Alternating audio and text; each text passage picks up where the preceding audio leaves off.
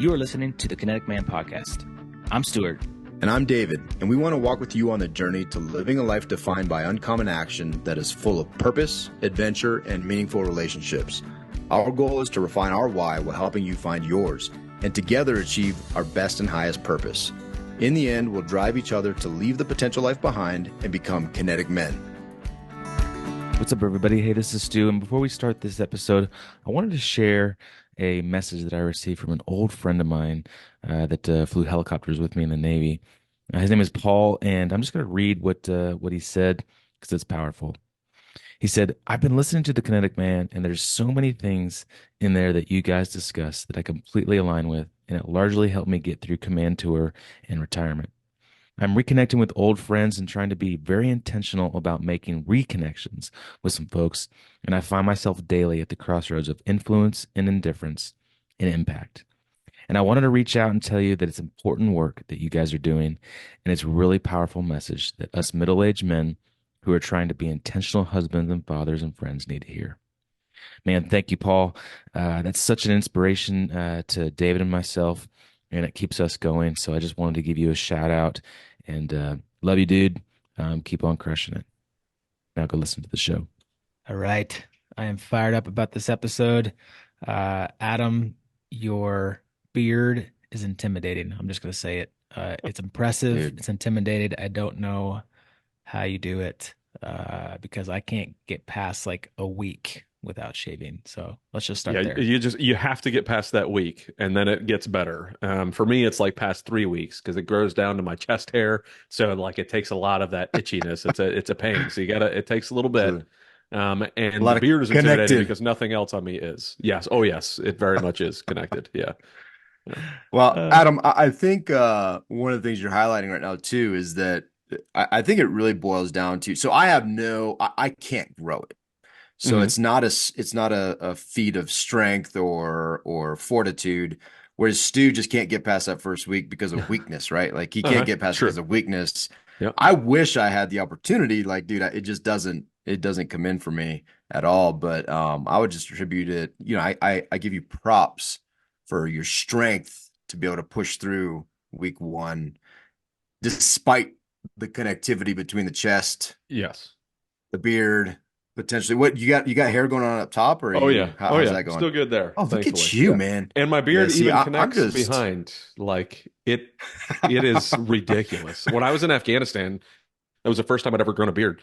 I didn't know I could grow a beard, and then when I grew it, I realized, holy crap! It like connects under my ears to the back of my head. It connects down to my chest hair. Good. Like our team sergeant, he looked at me. He's like, "Dog guy, you're looking like Wolf Man. We got to trim that up." And I was like, good.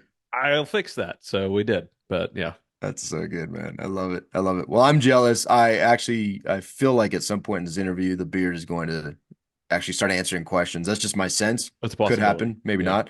Or the bird that lives in there may come out. There you go. Something might, like, you got a kid in there. I know you got 3 kids. Maybe one of them just kind of snuggled up in there. But yeah, and I promise we're not just going to talk about your beard this entire podcast. One of the things that I love about, this is our first time that we've met. You and Stu met, and the fact that you agreed to come on the show, having just met him, is actually it's still a shocker to me that happens, and I applaud you for that. But you're very open, as we are, about loving being a dad, loving business, and also loving Jesus, right? Being a man of faith. Yeah. And we're talking slightly, before, and I think you guys will appreciate this. But yesterday, just being completely honest and real and vulnerable, I was like, I'm not a type of guy that is despairs often. I'm not I'm a very super optimistic person, typically pretty happy, dance with my kids, do things. But man, yesterday, like I was just overwhelmed. I got home, I was thinking about the Kinetic Man, and thinking about just building the business and the pressures that we have to try to make this thing as amazing as possible for as many men as possible. And I got home. I'm like, it's beautiful out, boys. Let's go out. I love taking my kids outside, getting the neighbor kids, and we play football, and I'm all-time quarterback and all this. But my boys are always like fighting, right? And I just it overwhelmed me yesterday for some reason, and I had to step back because I was getting real frustrated with my middle guy. I'm like, all you guys do is complain. And I was like, look outside. Look how beautiful it is. Look at this day the Lord has made. And I was like, and I shouldn't have said this, but I'm like, look around the neighborhood. How many dads are out here playing with their kids? And my son was like, 0. And I'm like, yeah. It's like, can you show a little bit of gratitude? I was just so overwhelmed, man. And I sat down on the stairs and I'm like, you guys play for a couple minutes. Just give me a sec. My back is sore, whatever. I made up some excuse. But I started praying. I was like, Lord, like, what is this overwhelm? What is this overwhelm? And like, why am I feeling this? Like, why am I so emotional? It's kind of like breaking down, dude. And I bring that up to highlight, we talk a lot about being a dad, and today we're going to talk about being a Mhm. dad and the amazing aspects of being a dad and a business owner. And you have the Biz Dad podcast, and we're going to talk about stories that are the men that we want to become and who we want to be and who Yeah. we strive for. But it's not always that way, man. Like being a dad can be hard and it can be overwhelming. And I just wanted to shake the crap out of all of them, right? Even the ones that Mhm. weren't mine. I Yeah. just wanted to shake them.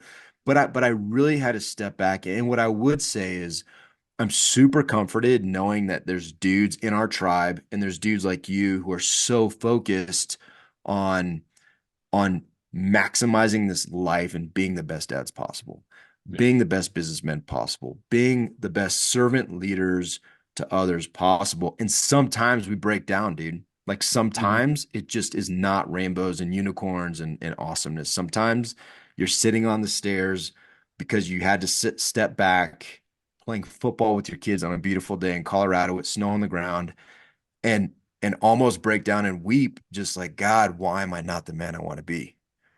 But in that process and being able to talk about it, you could come right out of that. And I'll tell you, it wasn't 30 minutes later, I initiated a snowball fight, an ice ball fight. The snow's been on the ground for a couple days, and just like pegging these kids and having a great time and laughing, and other kids in the neighborhood coming and enjoying it. And so I give that long-winded story, and I apologize, it was long, just to highlight to dads out here. And as we start this interview, it's not always easy, it's not always awesome, but there's redemption in it, and it can be awesome, and we can in the moment turn things around.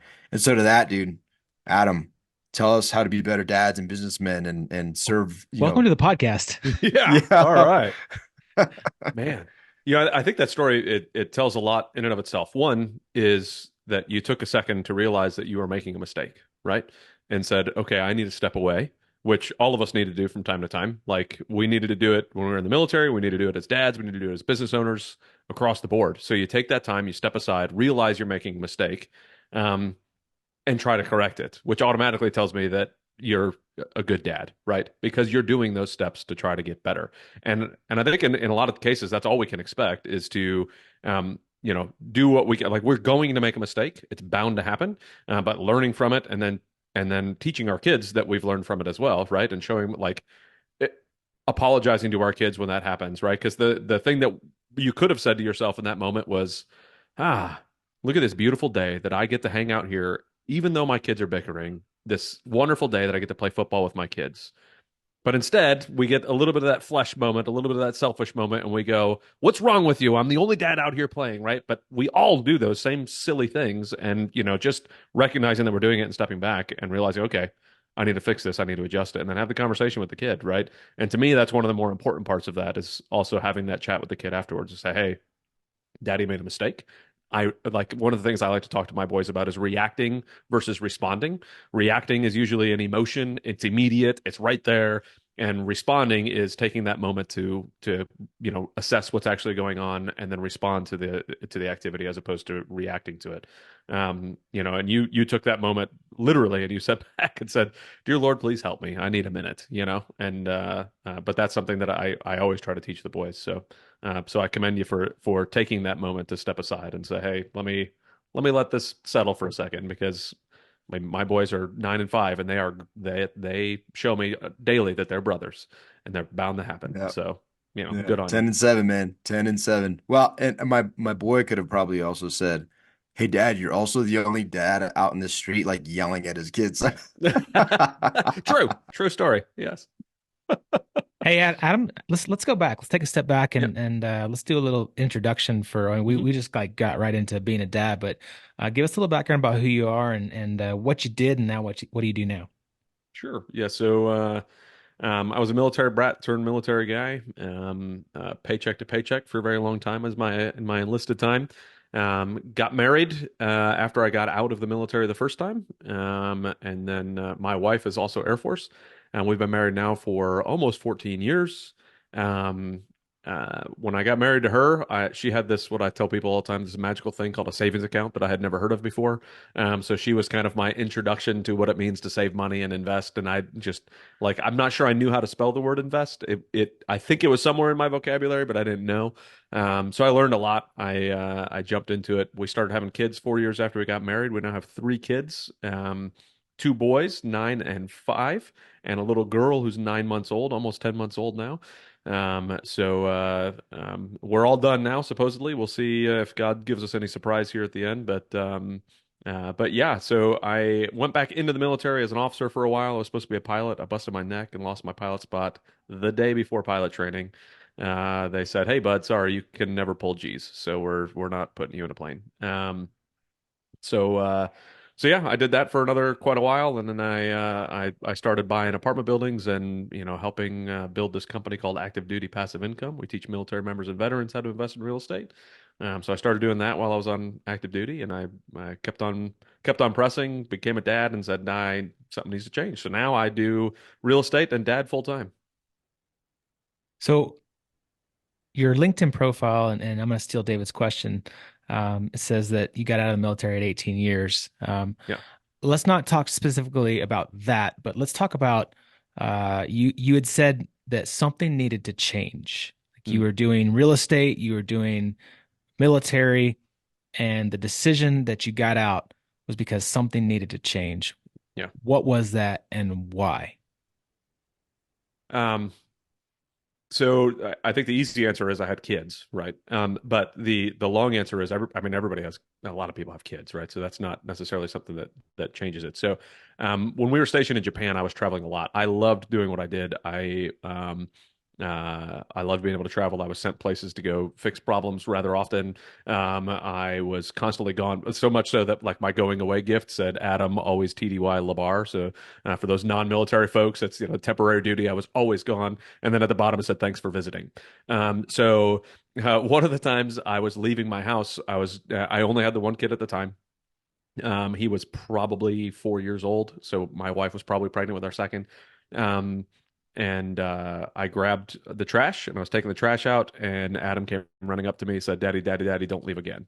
And I was literally just taking the trash out, and that was like a massive punch in the stomach. And I'd been wanting to be a dad since I was like 13 years old. So to to see the amount of um, on purpose or not on purpose absentee fathers in the military, and then to have my kid tell me that, I said that won't be me. I can't do that. I got to figure something else out. And that was the beginning of my journey to figure out how I was going to leave the military. I'd already started investing in real estate, so I already knew that that was likely what was going to be what financially supported us as I jumped ship. Plus, my wife is also, like I said, still in the military, so um, I just knew that I couldn't do what I was doing. That wasn't a sustainable model as a dad. So yeah.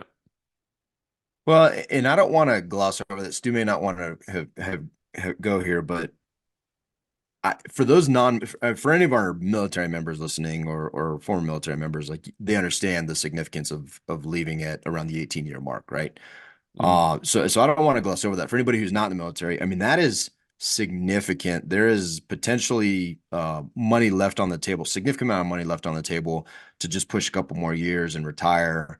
And I think, I'm curious, did you get advice from like was there anybody in your circles that's like, that's crazy, just push through to retirement. Just all you need is a couple more years. Did you have this pressure to do it? And also on the other side of that, I want you to address how powerful redefining success is and what truly like the life you want to live can be so powerful if you spend the time to dive into that Mhm. that it'll cause you to leave millions on the table potentially or to do Yeah. things that are crazy, right? Like that people be like, "Oh, that's so stupid."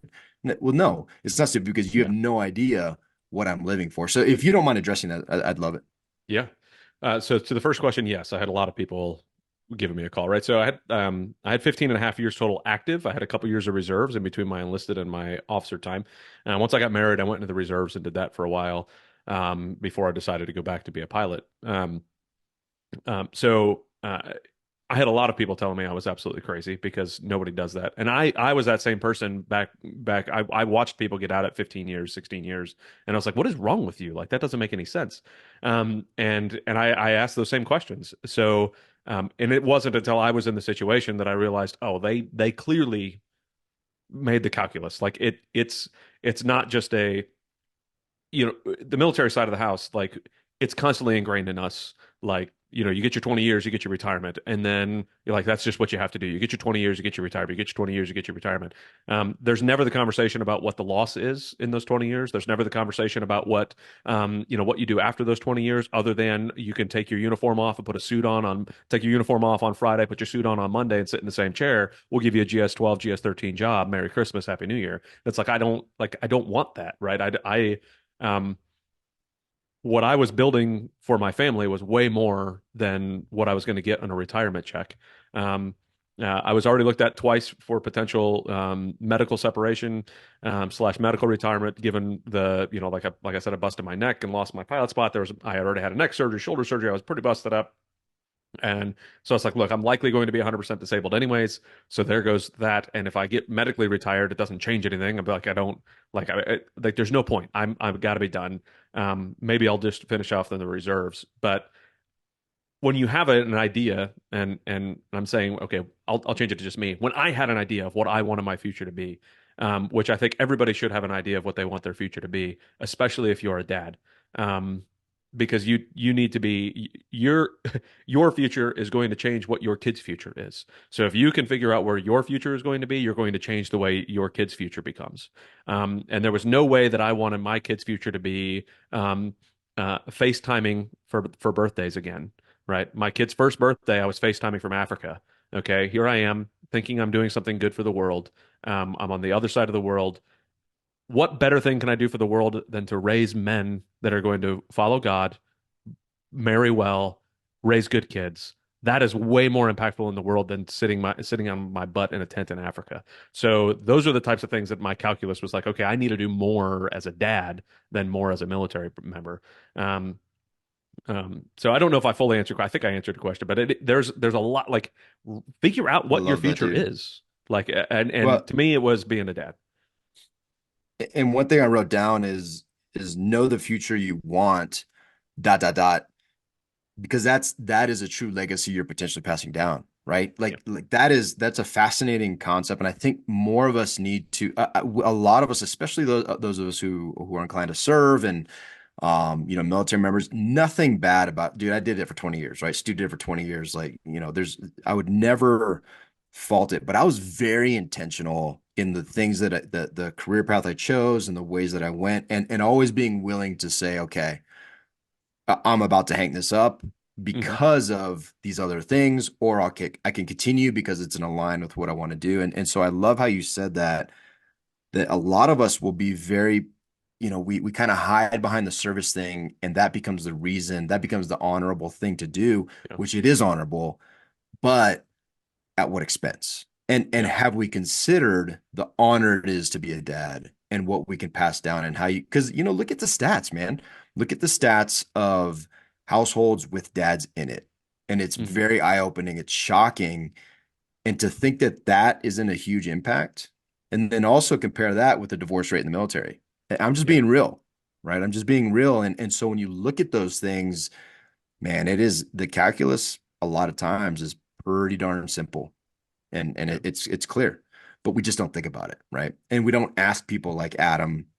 We don't have buddies like Stu to be like, hey, what do you think about this? Like, is this sustainable? Is this good? Is this bad? And to be able to bounce that off, be like, oh, that's a different consideration. Yeah. Yeah, I love Yeah. it.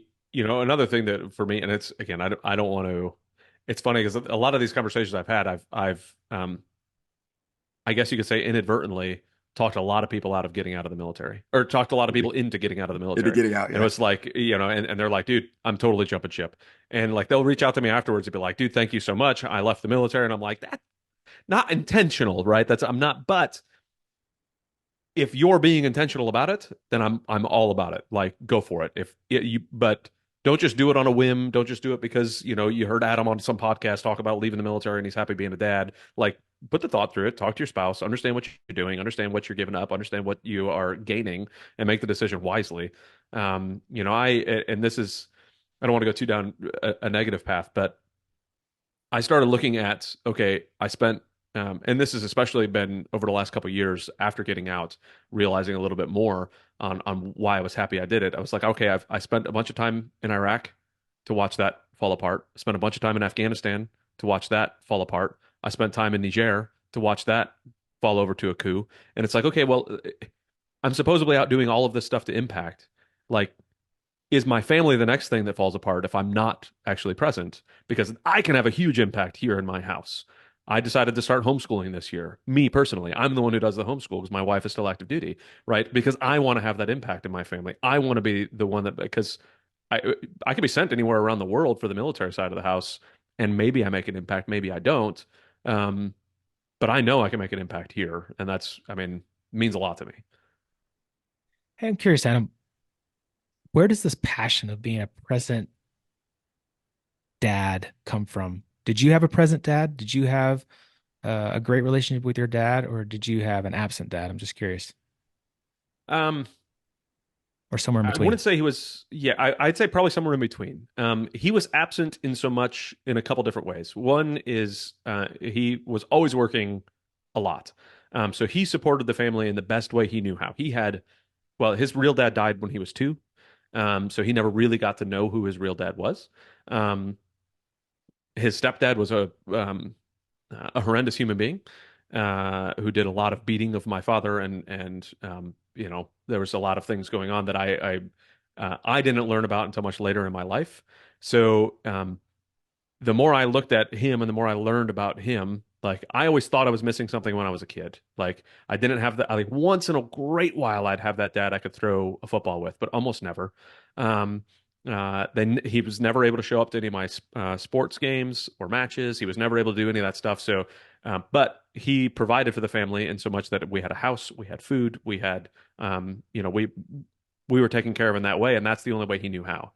So he wasn't able to support me as a son in the way that I thought I should have, but he didn't have the tools to be able to do it. He never had it was he was never given those tools, so how could he possibly give it to me? And it wasn't until much later in life I kind of realized that. And the more I realized that, the more I was like, I really need to make sure I'm pouring into my kids. God has given me an amazing skill set through both the military, through trials and tribulations, through all sorts of life experiences that I've had that I can pour into my kids. I'll sit down and talk to my kids about war. Like it's just like this is part of what life is there's terrible atrocities that happen in life. Let's talk about it.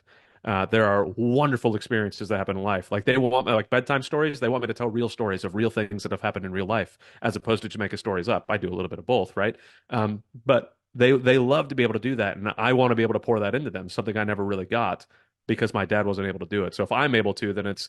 I think I forget who said it. It was a saying I recently heard again. Was like, um, if you're able to make a change for the good, you're required to make the change for the good, right? And so I need to make that change for my kids to make sure that they're seeing it. Yeah, dude, I love it, man. I think one of the biggest problems right now for men specifically is just the fatherless epidemic, and not necessarily like fathers not like not just even in the home, but like fathers in the home, but just not present because of a Yeah. similar reason that you're talking about, like your dad. And no fault to your dad. Like you said, he didn't have the tools. He thought he was doing what he needed to do. And I think there's a lot of that. I think there's a lot of tools now that we do Hmm. have that men still have this feeling of like, I'm the provider. I need to work hard. I need to hustle. I need to grind. I need to make the money. I need to provide. And that's the only role that men see themselves having is the role of provider, in a business, in a money sense. Hmm. And I think we're failing. I think we're failing tremendously, because there's way more roles in a man's Yeah. life than just being a money provider. Um, so I'm curious, as you got into this entrepreneur world and you started, real estate investing, you started businesses, you started a podcast, like how have you continued to maintain this idea of having to be a present father, right? Because like you have a lot going on. Hmm. David and I have a lot going on.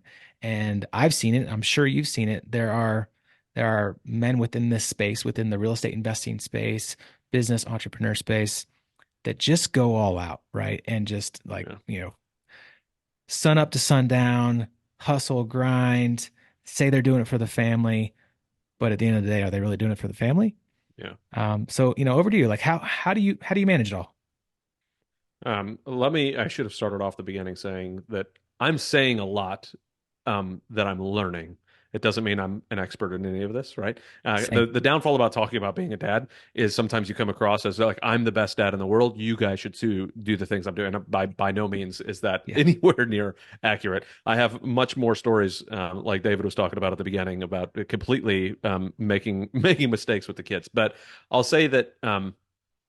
It is very difficult to kind of balance it, and I am still trying to figure it out. One of the like again, homeschooling was one of those things that I said, okay, I can pour into my kids for a few hours a day doing homeschooling and just be theirs, be right there next to them.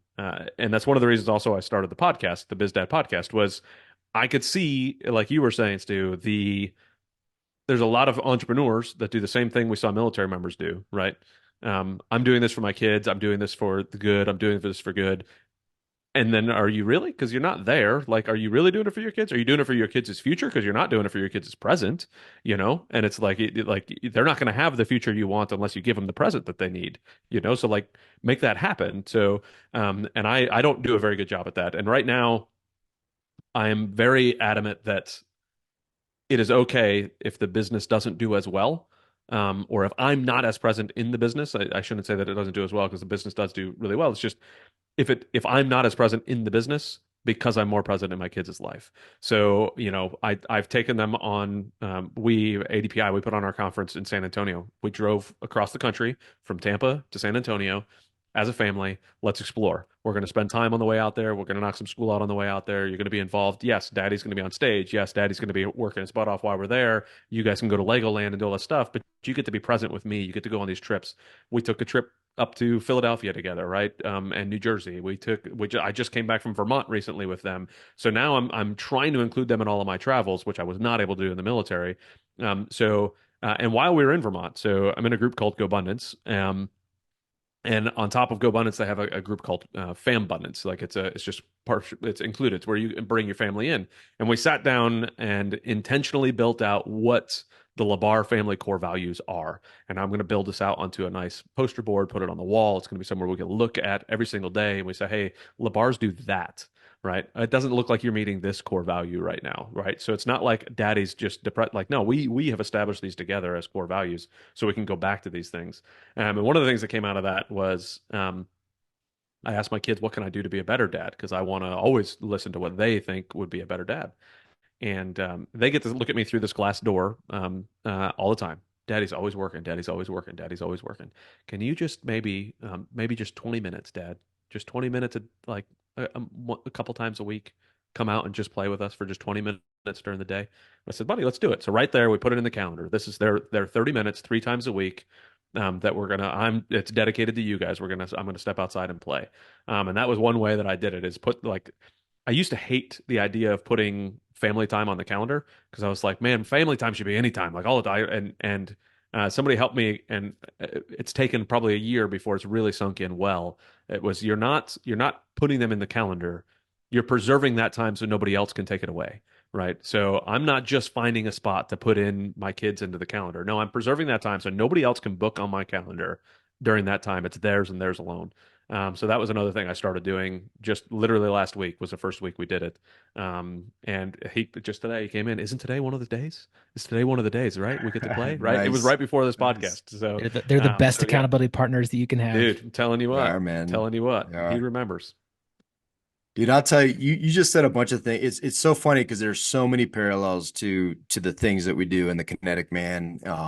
We create family core values. Like we give tools to create core values. The calendar thing, dude, like we are extremely passionate about that. That's probably one of the biggest focus areas that we talk about is the calendar. And it's not the idea, like you said, so many people, that's so rigid. That's so to plan it out. And the question I always love to ask is like, cool. Don't plan it out. How's that going for you now? Yeah. How's it going for you now? Like you're not doing it so because it's not on your calendar, but you're making all the other meetings on your calendar, but you're not for like just think of it as like a super high priority meeting. Put your kids in Hmm. the calendar as a super high priority meeting, and that's all it is. Like it's just a change of mindset. And so I love that. And what really it made me think earlier when you were talking about, I think Stu said, excuse me, they don't have the tools. Here's the thing that I think is amazing. And you have it in GoBundance, we have it in the Connect Man. The tools, there are more tools than you could ever, shake a stick at. Yeah. The critical part is, and if you desire to be better in as fatherhood, in business, whatever it is, the magic is surround yourself with a group of dudes on the same path or a group of people on the same path, and the tools will manifest, right? So Hmm. like you said, it's not crazy. Like a super simple example. And I talked to a guy, complete random stranger yesterday, amazing conversation. And I told him about the challenge we're doing in the Kinetic Man about just writing notes to your wife and kid. Like a little, dude, I have 4 notes to write a day. It takes me like a minute to write, something very intentional to my wife and my 3 kids. And I stick them different places and they find them. Dude, my son came out yesterday, my middle guy, and he's like, Dad, remember that note you wrote me like days ago that you said you wanted to be like me? And I was like, yeah, man, because you're so kind. And he's like, I have that at school stuck to my name tag and I read it every day. I didn't know that. I didn't know that. I That's had no awesome. idea. I stuck in his lunch. But my point is, it's not hard. That's a tool. That is a connection tool Hmm. that was born out of our group. And it wasn't my idea. It wasn't the collective came together and like, hey, I've done this thing. And now a bunch of dudes are going out writing a bunch of notes to people they love. And the guy I talked to yesterday, Stu, I don't know if you noticed, like in a comment, he's like, I have some notes to write. He just said that. Well, I knew what he Hmm. meant because that's what we talked about. And so my point is, if you have a desire to be better, then the tools are all there. You just don't know they're there and you don't know what they are. Yeah. And most of them are simple. And I love you highlighting the calendar tool because, dude, like your kids are going to remember that, man. Like you don't want them to remember the looking through the thing. You want them to remember, Dad, Hmm. today is today's the day. And I love what you also said, Adam. If you want to know how to be better, and if you're saying you're doing it for your kids, ask them. Yeah. Ask them, do you know I'm doing this for you? Do you want me to do this for you? And just be prepared, right? Just be prepared. So I love that. Thank you for highlighting that. One question I have, and I want to kind of go back a little bit. Dude, you love the military. I want to make it very Yeah. clear to all our listeners, you love them. You've dedicated your life to creating an avenue for people to achieve financial independence. Can you talk to us about like why is it finances, right? Like Hmm. why did you choose the ADPI path to create financial freedom for military members? So, yeah, I think there's a few reasons. One is, like I mentioned at the beginning, I was very paycheck to paycheck, and it was because that's all I ever saw was paycheck to paycheck. It was what I saw as a kid. It was what I saw in all of my enlisted friends. It was what I saw all the time, right? I never was exposed to, the way I usually talk about it in like coaching sessions and whatnot is like, okay, we all have a wireframe, and if I'm not a website builder, but that's what the thing I use, right? Is you can build a wireframe for a website, and you can use it across your various different pages on your website. We all have a wireframe built in our brain that is how we look at the world, right? Of certain lens, and until somebody comes and crumples up that wireframe and creates a new one with like we're stuck with that one. That's just kind of where we go. My wife was the one who crumpled up that wireframe for me, and I said, wow, you save money. Like this doesn't make any sense. Like I've never seen 10 figures in a bank account. I'd never seen like other than coming back from a deployment, which was quickly spent on a brand new motorcycle or some other nonsense, right? That was the only time I'd ever seen 10 figures in a bank account. Um, so that didn't make sense to me. So Just to my be clear, when goal you say 10 figures, are you like including the decimal and the 2 zeros? no, no, no, no, no, no. 10,000 or more Okay. in a bank account, right? 10,000 or more. Got you. I was Yeah. thinking like 10 figures, like 100 million bucks. I was like, you I'm guys are sorry, 10,000 or balling. more. No, no, no. Sorry. I totally said that wrong. Totally said that wrong. I'd never seen I just 10,000 or want to more. clarify. Yeah. Yeah. 5 figures or more. Yes. I mean, we are total ballers, as you can tell by my tiny office. But But no, it's I'd never seen $10,000 or more in a bank account. So to see that, I was like, this doesn't make any sense. And then she showed me that she had this thing called a TSP, and I was like, what? Like, not, you have money in a savings account and investing, right? So I was blown away that this was something that people did. So when I started researching and realized what we could do with our future and kind of building out what that looks like with real estate, and then coming in at the front end, the beginning of ADPI, and getting brought in to kind of show people what I was learning in real estate and how I was building apartment building, or how I was building my portfolio of apartment buildings, and I was like, this is so massively life changing for me. If I can crumple up somebody's wireframe at 20 years old when they first join the military, so they don't have to wait until they're in their mid 30s to start this, like I did, this could really change a lot of lives. So we've had one guy in our group, like I think it was like 23, and he had announced that because of this group, he became a millionaire at 23, investing in real estate. And I was like, holy gracious! Like if I could have been a millionaire at 23, the trajectory I would have had, like it. So. Finances, I think, play a huge role across the board, right? Um, if you can get rid of the worry about money because you have that already set up, the rest of your life kind of can fold into play. Like, what's the number one reason for divorce? Money, right? Conversations about it. Usually it's the communication portion, not necessarily the money, but it's the fact that they haven't communicated together about money that turns into the problem, right? But if we can get to that point where we're financially stable, we're teaching people that this is how you could do this to eliminate that one concern, right? And how to actually bring your spouse in on this, how to have these conversations. And for me, the passion with real estate was already there. So I mean, it was an easy transition for me to say, hey, I need to help more military members do this, right? I'm happy to help with personal finance stuff as well. Like that's one thing that I always, always, always harp on.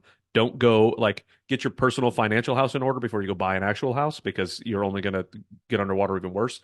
But man, I've personally seen, of course, what it can do for me as well as a bunch of other people. So Hey, I'm I curious love how. that. Thank you. And I'm such a yeah. baller that I said 10 figures was 100 million, which that's nine figures. It's nine That's the figures. kind Yeah, of baller I I am, was dude. not going That's the to kind of baller harass I you. am. You were you Army? Is that what it was? Is that yeah, yeah. Yeah, sometimes.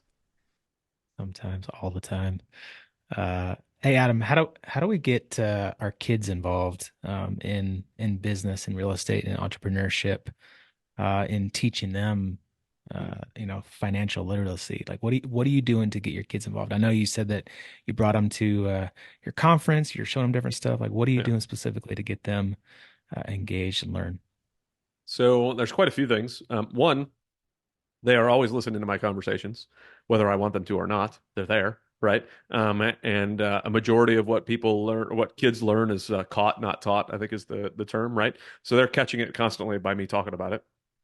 But I also talk to them about it, right? Like if we're, maybe they're asking about, and again, they're 9 and 5, so you have to take it into consideration of what are they capable of understanding, what are they not capable of understanding, and don't shortchange them. They can understand a lot more than we think they can because we just think that a 9-year-old can't do these. No, no, no. A 9-year-old could pick up a lot more than you think. So I was on one of my buddies' podcasts. And he was saying that he had a house for each of his kids, and I was like, boy, that's amazing. So they go over the numbers. They go, okay, well, this is what an HVAC cost, and this is what we didn't have a renter in this month, so we didn't get any income. So this is what happened to your bank account, and showing him all of this stuff to kind of expose him to that. So that was like the impetus for me, like I really need to make this happen. So I started having conversations with him. Hey, like this is what Daddy does. So like apartment buildings. Look at what happens when I put money into this, and I've helped other people earn a lot more money by having them invest in these properties. And then my son, at the time I think he was 7, he was like, I think I can invest $100 in that, Daddy. What do you think? And I said, absolutely. So we started talking like, what does it mean to invest? So if you go ask him right now, like, what does it mean to invest? And he'll probably have a good answer. Well, he'll probably show me up and tell me that he doesn't have a clue just because I'm saying he's going to have a good answer. But he'll probably have a good answer for what that means. But I'm constantly talking to them about it. Part of the homeschool thing is I bring them to these to that Fan Abundance thing, and while we were at Fan Abundance, they got to learn what it means to pitch a deal, right? So they get to make up a product on the spot and then pitch it to like the first person they had to pitch it to was a caveman. All right, a caveman is your clientele, like that's who you're trying to pitch to. So they came up with a pitch and they got on the stage and they got to tell people what, like, hey, this is the product we curated and this is what we're doing. This is why it works out for like so. And that's a fun thing for them to do that teaches teaches them what it means to sell a product, what it means to, learn about what business is. So I'm including them in a lot of different conversations. I want to, and I've been saying this for way too long, and haven't done it yet. But I want to, and they're down for it. They're ready to do it. Daddy just hasn't pulled the trigger yet. Do a vending machine route with the boys, right? Buy a couple vending machines. I was going to do the house thing, and then the more I talk to them about houses, like my 5-year-old's like, I don't understand that, but a bag of Doritos. Totally relatable. Bag of Doritos is totally relatable to my 5-year-old. An HVAC system, not as much. So it's like, all right, well, this is easy and it's a much lower cost. I could just, spend a few $1,000s on a couple machines and let's put them out there and see what happens. But yeah, I mean, I'm always looking for ways to talk to them about money. Probably too much, if I were to guess, because they probably are like, Dad, that's enough. Like, I don't. I mean, I'm even wearing a shirt that says "Enjoy Capitalism" on it. Like, it's like this.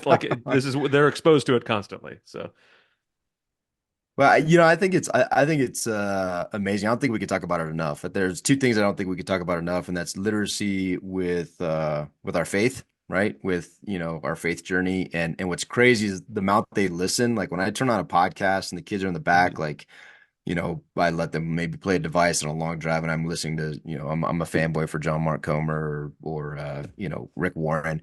It's amazing to me when we stop and get out wherever we're going, like the stuff that I didn't even think they're paying attention. And they're like, "Hey Dad, so when he talked about Jesus and this and that," I was like, "Oh wow." And then the Mhm. other is money, dude. Like money, like you said, the blessing of financial literacy can avoid huge pains like Oh yeah, divorce and just some significant life issues that you don't have to be a millionaire to avoid them. You just have to not be negative a million potentially, right? yeah. You just have to be positive and understand. Hey, let's talk about Biz Dad. So Mhm. what was the motivation behind that? Awesome podcast. Congratulations on getting that thing. You're about 35-ish episodes in right Yep, now, right? yep. And had some awesome, excuse me, awesome guests, great You're just shows, saying that long because a couple of form. your guys were on there, right? Is that? Well, yeah, I mean, That's right. That's I right. haven't been on there yet. And Stu hasn't been on yet, Yes, I but have. You yeah. didn't He even listen. has. You didn't even Have know, you? I dude. didn't even listen to that one. I Of it course you must have didn't. Yeah, naturally it's on the filtered out automatic that delete for episode. anything that says Yeah. stew on it. Yeah. Anything that says Stu, I like it goes to archived. But I do, tell me about the podcast. I'll listen about the podcast and just the motivation behind it, dude, because I just love the content and the idea behind BizDad. So I think if I was still in the military and I was doing all of this, it would have been the mill dad, right? Because there were a lot of similarities I saw between business owners, and we already mentioned it now, and military members, and how we are very driven, very motivated to get things done, like wanting to attack, attack, attack, and move on to the next thing, which can be a detriment to our family. So it happened in the military and it happens at the business side. So as part of my keeping myself honest, I have interviews with other dads, conversations with other dads about how they're crushing it as a dad, or maybe how they're screwing it up as a dad, so that I can sharpen my sword and say, okay, this is how I can be a better dad. This is how, and then hopefully somebody else gets something out of it as they listen. But selfishly, it's so I could keep my sword sharp and know that I'm staying a good dad, right? Um, Hopefully I'm not getting done with it going, oh, yep, better dad than him, thank God. But it's like, oh no, this is how I can take what they're teaching me, right? So, I'll be I that did guest for you. Happy to have it. Bring it on. Yes, looking forward to it. Don't yell at your kids in the backyard playing football. Got it. Check. There So, uh, but seriously though, it is one of those things that's my sole purpose with it is to hopefully help other dads kind of learn the pitfalls, the mistakes, like how other dads are working on crushing it and including their kids in business, or maybe not including their kids in business, how they're balancing the two of them together. If balance is even a word we can use in that, right? But that was kind of the impetus, was just I just want to have good conversations. And that one conversation that I talked about um, with the dad was which Devin Elder was the podcast I was on his when I was talking about that, and I said, if I learned this from just being on his podcast, what can I learn from inviting a bunch of other dads to talk about all of this? So that was kind of where I was like, I'm just going to have conversations with dads and learn how to crush it. So that was how that all started. Give us some advice. what's a few practical steps that you've learned from that podcast, and what have you put into action? You already talked about putting some time on the calendar and Yeah. carving out today. What else? What can we leave with a few nuggets? Honestly, some of the stuff I've already talked about, I learned from that podcast, right? Awesome. And so I think one thing that I also learned was including the kids in the business was one of those like touchy situations, right? Where, because I ask that rather often, like, are you planning to include the kids? And and I always thought I was kind of weird in this, but it seems that maybe all of us are just as weird. Is it was like, okay, I want my kids to be exposed to it, but I don't want them to feel like they have to do it. Like when I joined the military, I just that's all I knew. I didn't know that there was another option out there. Like right down to my parents said, "Hey, you should be an officer. You'd be a good officer." And this is in high school. And then they both of them were in the military. My dad was a recruiter for the Air Force and they brought me to the enlisted recruiter. Like there was no other like you're telling me I should be a good would be a good officer, I should be an officer, and then bring me to the enlisted recruiter. Like there was no other options. I didn't know there were other things. So I want to expose the kids to as much as I can, and that's another thing that I'm learning from a lot of dads is like let's expose them to as much as we can. Like if they want to go to college, great. If they want to be part of the business, great. If they want to do something else, great. As long as they know that they have options, as long as they know that no matter what. As long as they're not breaking the law, dad's here to support you. Like, and if you are breaking the law, I'm going to help you as much as I can, but the law's still the law, buddy, like, but being that present dad that shows them what the options are, that's available at all times. And another thing, like when you get to a certain point, I I took a lot from the trials and tribulations that I went through in life, right? Both as a child and as an adult. And my goal is to make those things not necessarily be needed for my kids.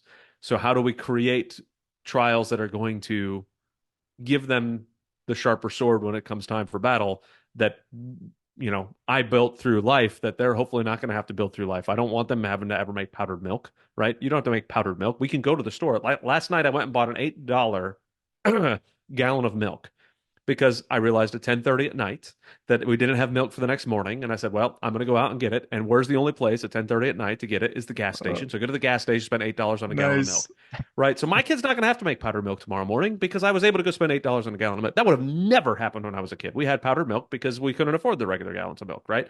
So, but that did give me a lot of tools later on in life to understand, okay, well, like I've got it really good. So how do I help my kids? And a lot of other people are like, how do we give our kids adversity? So some of the other things that they're doing, okay, well, let's give them physical adversity, making sure they're in sports. Let's bring them to places that challenge them. Let's take them out camping. Let's teach them how to do things that are difficult. Let's put them through trials that are tough. Let's make like if we make a decision, we're sticking to it, whether you like it or not. You made the decision to this commitment, you're going to do it. So creating the not really fake challenges, but challenges that are going to sharpen their sword. Yeah, so I think that that's one of the things that I really want to stick to is really challenging my kids all the time and making sure that they understand what they're capable of. Dude, I love that, man. And I'll tell you, it's funny that you mentioned your podcast is a mechanism to get, personal growth and very selfishly get mentorship. Stu and I say that all the Yeah. time. And I'll tell you, very practically speaking, and how, we talk about this, surround yourself with people, have these conversations, and here's a very, very practical way that happened today.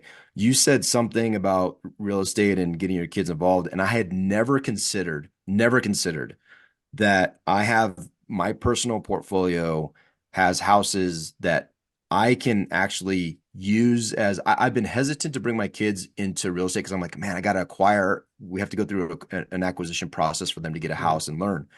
They don't. I have some houses that I personally could just say, okay, this is now, are you interested?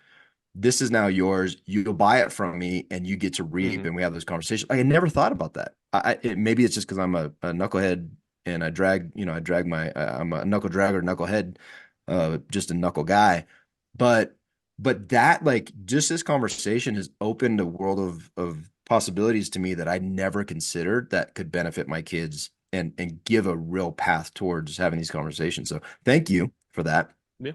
But it's also, very practical, right? Very practical. Every one of these conversations I grow from.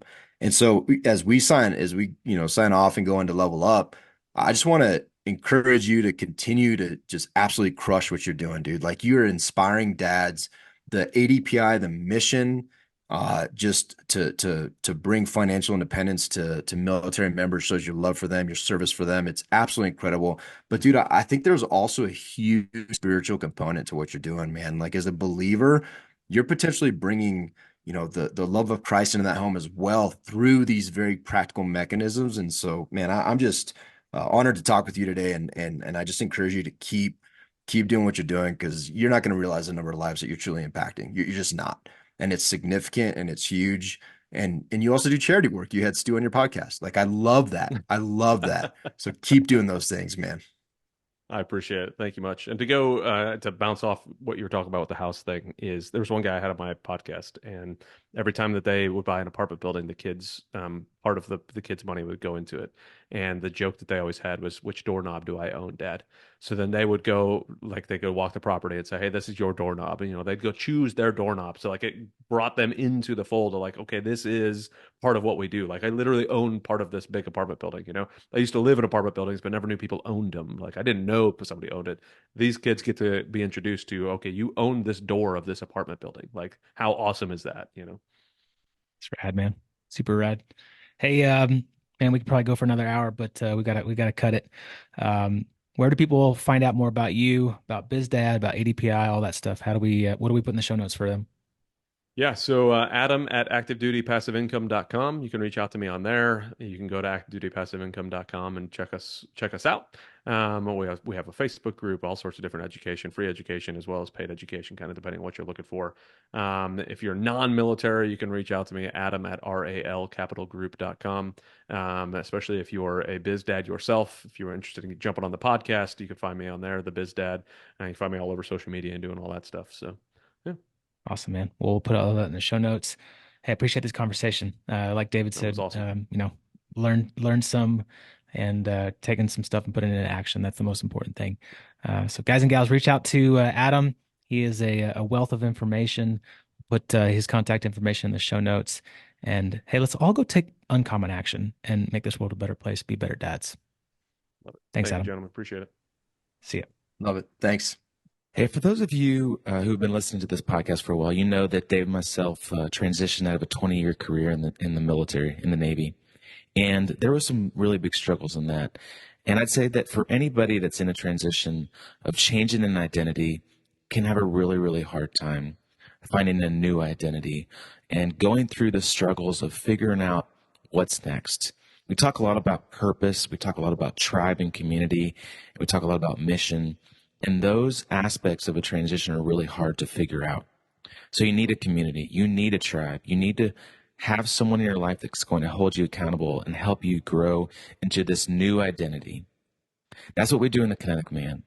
We have a lot of military veterans in our space that we talk through on a daily and monthly basis of how to figure out what's next, how to figure out how to continue to live with purpose, live with mission, and be incredible husbands, incredible fathers, incredible leaders in the community, and incredible businessmen. We have a ton of entrepreneurs. We have guys doing deals together, investing with each other, and growing with each other to be the best men that they can possibly be so they can show up every single day for their families and for their businesses. If that's something that sounds interesting, come join us. You can go to thekineticman.com/signup, thekineticman.com/signup, and come grow with us. See ya. Thank you for listening to the Kinetic Man podcast. If you are growth-minded, community-focused, and willing to take uncommon action to redefine success and live an abundant life, visit our website at www.thekineticman.com to see all the ways we can connect. Yeah, and on our website, you can find more information on everything we're doing, like joining our meetup page to get the details on our webinars and our local Thursday gatherings here in Colorado. From our site, you can also find more information on and sign up for the next Kinetic Man retreat and the next house of our mastermind group. Finally, we always appreciate your love and support. Please share this episode and go rate us on your favorite podcast player of choice. Thank you again. Now go take uncommon action.